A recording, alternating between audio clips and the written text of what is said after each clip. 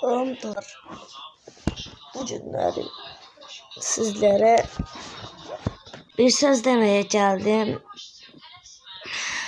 Ben yüzümü göstermek istiyorum ama 50-60 abonede göstermek istiyorum. İndi göstermek istiyorum ama 50-60 abonede göstereceğim.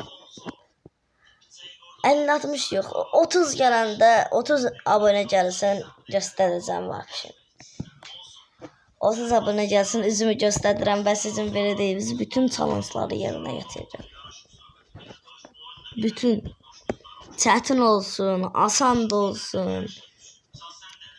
Necə istəyirsiniz, necə istəyirsiniz challenge. Video çəkəcəm, atacağım YouTube'a. Siz də özünüz görəsiniz. Yorumunuzu da görəsiniz, videomuzu da. Sağ olun.